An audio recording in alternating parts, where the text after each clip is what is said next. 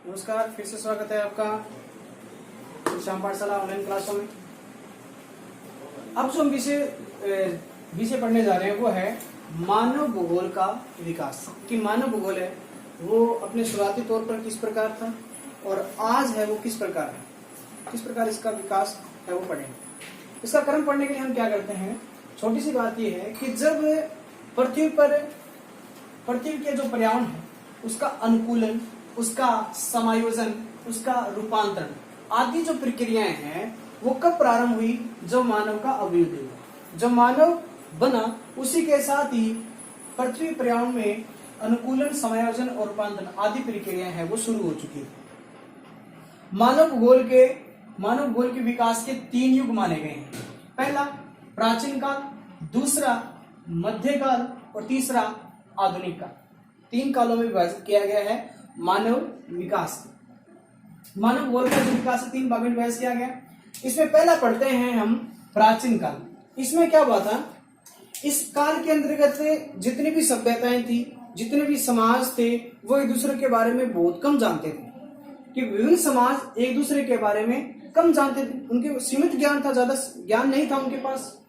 तकनीकी ज्ञान बहुत कम था उस समय, कोई तकनीकी ज्ञान नहीं था, टेक्नोलॉजी उस समय बहुत कम थी। लेकिन चारों ओर क्या था, प्राकृतिक वातावरण अधिक था। चारों ओर क्या थे, प्राकृतिक वातावरण है वो अधिक था, तकनीकी ज्ञान कम था, एक दूसरे के बारे में बहुत कम जानते थे।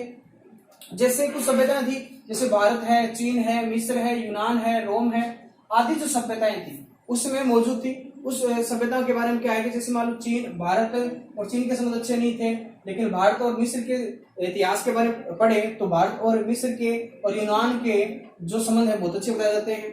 क्योंकि उस समय कुछ ज्यादा विकास नहीं हुआ था, वो लोग बहुत कम जानते थे, क्योंकि उस समय तकनीकी विकास नहीं हुआ था, लोग एक दूसरे के पास जा नहीं सकते थे। उस समय वेदों के अंदर वैदिक काल आया। इस सभ्यता के बाद में वैदिक काल आया और उस वैदिक काल के अंदर जो प्रकृति थी, जैसे मान लो प्रकृति के साथ जल था, वायु था, ये जितनी भी चीजें थी उनको हम क्या मानते थे, देवता थे। जैसे वायु देव है, जल देव है, तो प्रकृति को हम क्या मानते थे, देवता मानते थे। किसमें, वेदों के अंतर्गत। अब इसी क्रम के अंदर यूनान के बहुत बड़े दार्शनिक हुए। दार्शनिक का मतलब क्या होता है, जो देखकर ज्ञान प्राप्त करता हो। दार्शनिक का मतलब होता है जो व्यक्ति देखकर ज्ञान प्राप्त करता हो, घूमकर ज्ञान प्राप्त करता हो, उसे दार्शनिक कहा गया है। और ये बहुत ही चिंतनशील व्यक्ति होते हैं। इनमें से थे थेलस और एनाक्सीमेंडर, ये 2 व्यक्ति थे। इन 2 व्यक्तियों ने क्या बताया कि जो जलवायु है और वनस्पति और मानव समाज का वर्णन किया। इन्होंने क्या किया, जलवायु, वनस्पति व मानव समाज का क्या किया, वर्णन किया। जलवायु, वनस्पति और मानव समाज का इन्होंने बहुत अच्छी तरीके से क्या किया, अध्ययन किया और उनके बारे में बताया भी। उसके बाद अरस्तु आए। अरस्तु बहुत अच्छे दार्शनिक थे भाई। अरस्तु का नाम आप बहुत जगह सुनोगे, अर्थशास्त्र में भी सुनोगे, इतिहास में सुनोगे और भूगोल के अंदर भी सुनोगे। अरस्तु थे बहुत अच्छे दार्शनिक थे, बहुत अच्छे चिंतनशील थे। इनका मानना था कि मानव है ना, मानव पर वातावरण का प्रभाव पड़ता है, कि जैसा वातावरण होगा मानव वैसा ही हो जाएगा। जैसा वातावरण होगा वैसा ही मानव हो जाएगा। मानव के लिए वातावरण कभी भी चेंज नहीं हो सकता, लेकिन वातावरण के लिए मानव चेंज हो सकता है, परिवर्तन हो सकता है। जैसे आपने देखा होगा, जैसे ठंडे इलाके हैं तो मानव है उसी प्रकार से रहते हैं, मरुस्थल इलाकों में रहने वाले लोग हैं वो उसी प्रकार से रहते हैं। मतलब मानव के लिए पर्यावरण है, वातावरण है, वो कभी भी चेंज नहीं हो सकता। वातावरण के लिए मानव है वो चेंज हो सकता है, अपने आप को ढाल सकता है। बड़े चिंतनशील होता है। हमने पीछे पढ़ा था कि उनका जानना क्या था कि ठंडे स्थानों के जो लोग होते हैं, उनका अध्ययन था कि वातावरण प्रभावित करता है ना, कि ठंडे स्थानों के जो लोग होते हैं वो बहादुर होते हैं, लेकिन चिंतनशील है ना, उनका क्या होता है, कमजोर होता है। वो चिंतन है वो बहुत कमजोर होता है, लेकिन बहादुर होते हैं। इसी प्रकार उन्होंने कहा कि जो एशिया के निवासी हैं वो कौन से चिंतनशील होते हैं, सुस्त चिंतनशील होते हैं। ये बात किसने कही थी, अरस्तु ने कही थी। उसी के बाद जो नेक्स्ट आता है हेरोडोटस। इन्होंने भी क्या माना कि जो वातावरण का प्रभाव है वो मानव पर सीधा सीधा पड़ता है। कि कैसे, इन्होंने 2 उदाहरण दिए, घुमक्कड़ जाति और स्थायी कृषि। घुमक्कड़ जाति क्या होती है, घुमक्कड़ जाति होती है जो घूम घूम कर कृषि करती है, घूम घूम कर अपना निवास स्थान बदलती रहती है, जीवन यापन के लिए घूम घूम कर अपने आजीविका के साधन जुटाती है, तो उन्हें घुमक्कड़ जाति कहा गया है। इसी में स्थानांतरित कृषि भी आती है। और स्थायी कृषक होते हैं जो एक स्थान पर फिक्स रूप से क्या करते हैं, कृषि करते हैं, फिक्स रूप से निवास करते रहते हैं। इसके बाद आगे पढ़ते हैं मानव भूगोल के विकास के अंदर हिकेटियस नाम का एक भूगोलवेत्ता आया था। इंपॉर्टेंट है ये, क्यों इंपॉर्टेंट है सुनिए, क्योंकि भूगोल का जो ज्ञान था इसके पास विस्तृत था, बहुत ज्यादा ज्ञान था इसके पास, इसलिए भूगोल के अंतर्गत इसे भूगोल का जनक भी कहा जाता है। भूगोल का जनक भी कहा जाता है। तो आधुनिक भूगोल के जनक और केवल भूगोल के जनक, ये दोनों अलग अलग हैं, दोनों को आप याद करोगे कि भूगोल के जनक किसे कहा गया है, हिकेटियस को कहा गया है। उसी के क्रम के अंदर स्ट्रेबो और उसके समकालीन, उसी के समान काल के अंदर रोमन के जितने भी भूगोलवेत्ता थे, रोमन के जितने भी भूगोलवेत्ता थे, इनका मानना था कि जो मानव है और मानव की जो प्रकृति है, मानव जिस प्रकार विकास कर रहा है, जिस प्रकार वृद्धि कर रहा है, उस पर वहां के भू पारिस्थितिकी भौतिक पर्यावरण है उसका क्या पड़ता है, सीधा सीधा प्रभाव पड़ता है। उसके बाद आता है मध्यकाल।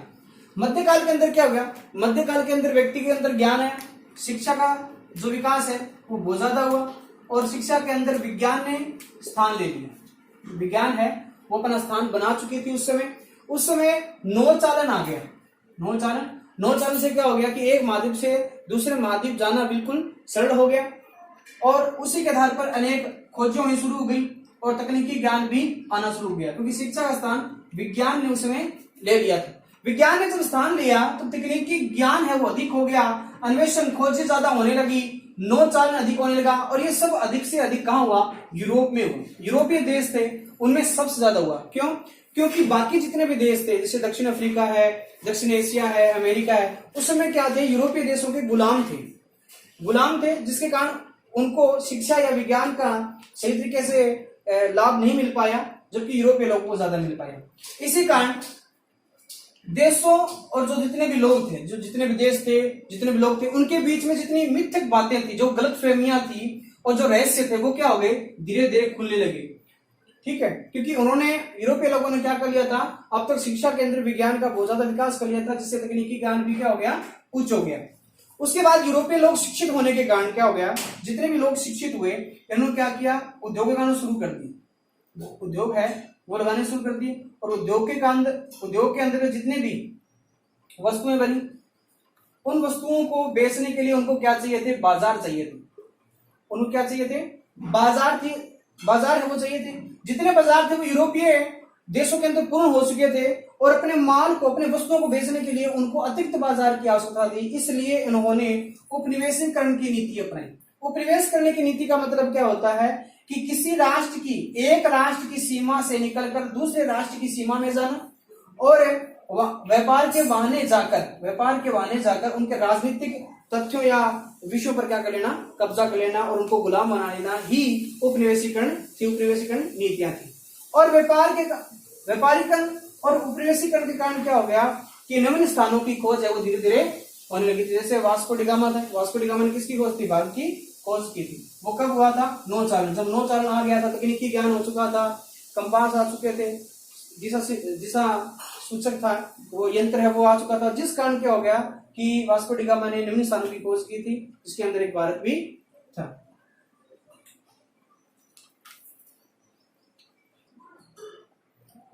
हाँ जी, अब आगे पढ़ते हैं इसका आधुनिक काल।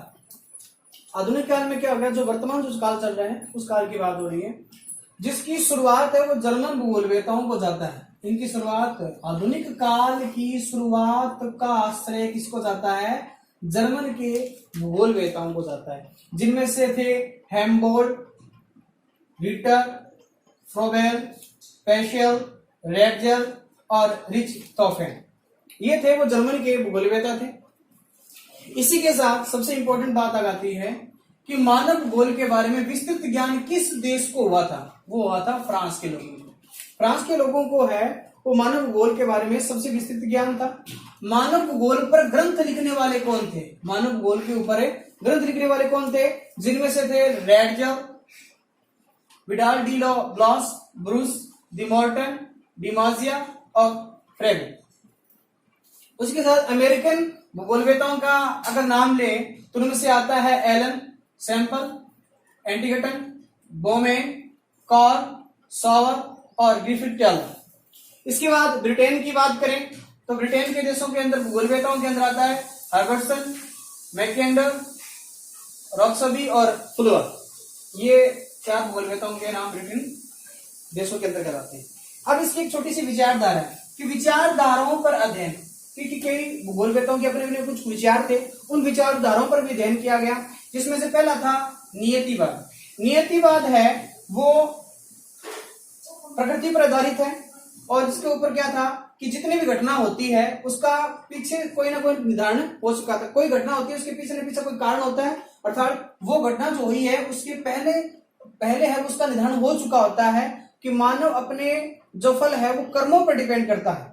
संभववाद पर क्या था कि संभववाद पर यह था कि जो संभववाद पर मानव था, और मानव क्या था कि मानव चिंतनशील है। मानव क्या है कि चिंतनशील प्राणी होता है, जिसके अंतर्गत है आगे चलकर 21वीं शताब्दी के अंदर इस नव नियतिवाद एक विचारधारा है जिसे बोलते हैं नव नियतिवाद, जिसके प्रवर्तक थे ग्रिफिथ टेलर। क्या थे? Griffith Taylor. और इसी नवनियत का दूसरा नाम है रुको और जाओ। रुको और जाओ। इसके अंदर क्या था कि इन दोनों नियतिवाद और संभववाद, इन दोनों पर पारस्परिक जो संबंध है उसका सामंजस्य करना, उनका तालमेल पर जोर दिया गया, वही क्या है? नियतिवाद। ये 21वीं शताब्दी के अंदर प्रारंभ हुआ था। आज जब आगे बढ़ते हैं कि 1930 ईस्वी तक है मानव भूगोल के 2 पार्ट हो चुके थे। मानव भूगोल के 2 पार्ट है वो हो चुके थे, जिसमें से सांस्कृतिक भूगोल और दूसरा था आर्थिक भूगोल। ये 2 पार्ट बन चुके थे, सांस्कृतिक भूगोल और आर्थिक भूगोल। सांस्कृतिक भूगोल है वो उसके अंदर केंद्र बिंदु मानव होता है, क्योंकि मानव के द्वारा ही क्रियाकलाप किए जाते हैं, वही क्या कहलाती है? उसकी संस्कृति कहलाती है। और मानव की क्रियाकलापों के अंदर एक और क्रियाकलाप आती है जिसे बोलते हैं आर्थिक क्रिया। तो इसी 2 पहलुओं के अंदर मानव भूगोल है वो विभाजित हो गया 1930 के अंतर्गत। इसी के बाद 1942 जब सेकेंड वर्ल्ड वार, द्वितीय विश्व युद्ध शुरू हुआ था, खत्म हो चुका था उस समय तक, उस समय मानव भूगोल के जो विषय वस्तु थी वो थी स्थानीय संगठन के द्वारा मानवीय क्रियाओं में प्रतिरूपों को पहचानना। कि स्थानीय जितने संगठन है उसके आधार पर जो मानव क्रिया करता है इनके प्रतिरूपों को पहचानना ही मानव भूगोल की विषय वस्तु बन चुकी थी। मानव जो कार्य करता है कि स्थानीय स्तर पर मानव जितने भी कार्य करता है, जितनी संस्कृति है, उनकी जितनी भी क्रियाएं हैं, उन सभी का अध्ययन करना मानव विषय वस्तु बन चुका था 1945 के अंतर्गत, जब द्वितीय विश्व युद्ध खत्म हो चुका था। 1970 के अंतर्गत आते आते अनेक दार्शनिक विचारधारा सामने आई, जिसके अंतर्गत पहली है मानव कल्याण विचारधारा कि मानव का कल्याण होना चाहिए। ऐसी विचारधारा आई जिसमें सामाजिक कल्याण पर अधिक जोर दिया गया। सामाजिक कल्याण पर अधिक जोर दिया गया, जिसमें मानव का स्वास्थ्य, मानव की शिक्षा और उसके आवास पर अधिक जोर दिया गया। आचरण परक विचारधारा, इसके बाद दूसरी विचारधारा आई जिसमें मानसिक चिंतन और आचरण पर्यावरण पर अधिक जोर दिया गया कि मानव जो सोचता है उस पर अध्ययन करना, विचार करना ही आचरण परक विचारधारा थी। इसके बाद अगर बात करें तो मानव भूगोल है वो आज भी इसमें निरंतर परिवर्तन होते रहते हैं, इसलिए निरंतर विकासशील और गतिशील विषय रहा है। मानव भूगोल है वो निरंतर विकासशील और गतिशील विषय रहा है। इसी के आधार पर जो 12वीं क्लास का ये जो चैप्टर है मानव भूगोल की जो रूपरेखा है, ये 4 नंबर का आता है एग्जाम के अंदर। अब इसी के अंदर ये 4 नंबर का आता है, इसको आप नोट करोगे नोट कॉपी के अंदर और उसको याद करना है, और ये सरल लैंग्वेज के अंदर है। और इस चैनल को सब्सक्राइब करें और उसको शेयर करें। बहुत बहुत धन्यवाद देखने के लिए।